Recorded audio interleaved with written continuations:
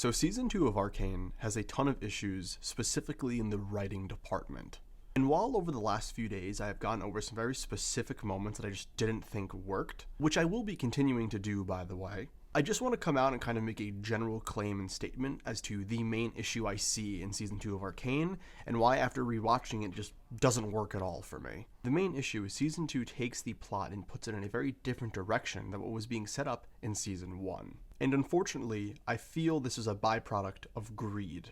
Season 1 of Arcane was primarily a passion project. Sure, it would have been nice if they made some money off of it, but it was more of like a love letter to the fans and the people that have been playing League of Legends for so many years. It was never meant to spark a cinematic universe. And this is most reflected in how they handled the writing and the writing team. Amanda Overton is a co-writer and co-producer of Arcane. But behind the scenes, it's more or less well known that for the majority of Season 1, she was leading the project. And after the launch of Season 2 Act 3, she was asked a question in the interview how the writing process went down and how it was different from Season 1 to Season 2. She describes the writing team in Season 1 as if it was a 9 to 5. She stated that an undisclosed but significant amount of people would get together every day, 5 days a week, would discuss the story, discuss the script, and would try to perfect it. But unfortunately, when it came around to writing the script of Arcane Season 2, the number of writers severely dwindled. What started off as a large group of people creating a passion project that were trying to perfect every little detail in the script ended up being just 3 individuals writing the entire script for Arcane Season 2. They did not have nearly enough time to write the script, they did not have nearly enough manpower to write the script, and it was heavily implied that executive producer Christian Link was the one that had the final say with everything regarding Season 2 of Arcane,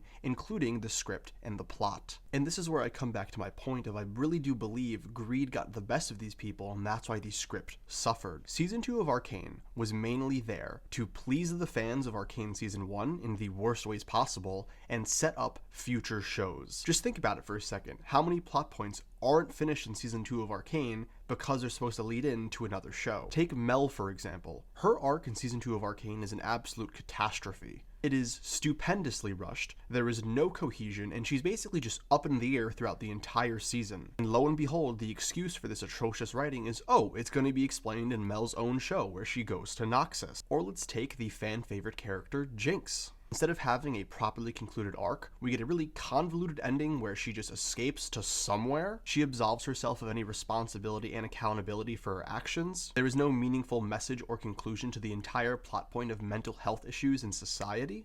And the same unfortunate coping mechanisms are used for this character too. I mean, they're obviously not going to kill off the face of the new cinematic universe, and she needs to come back in future projects. And no plot point is affected more by this than the plot of the show, Piltover and Zaun. You know, the political conflict that drove Season 1 from quite literally the first scene to the last one. Yep, just never gets concluded, or at best it's criminally rushed. And why was it rushed and not properly concluded?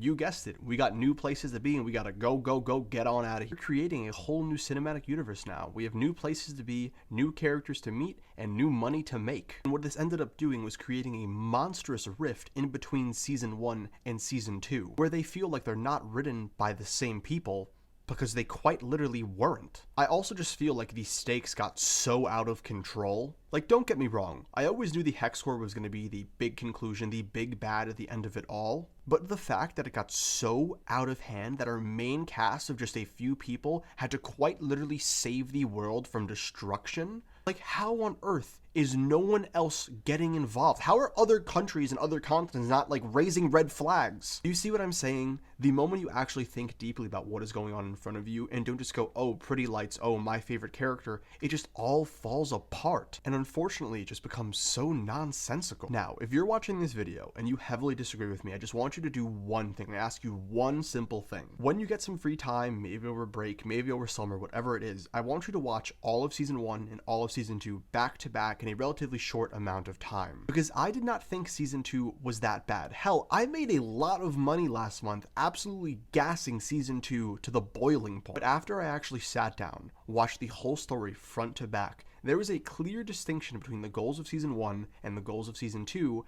and it does not work as a full product. And what makes this hurt so much more is if Season 2 matched the quality of Season 1, we quite literally would have been looking at the greatest TV show of all time. And instead, we're left with an amazing Season 1, and unfortunately again, just another cash-grabbing cinematic universe.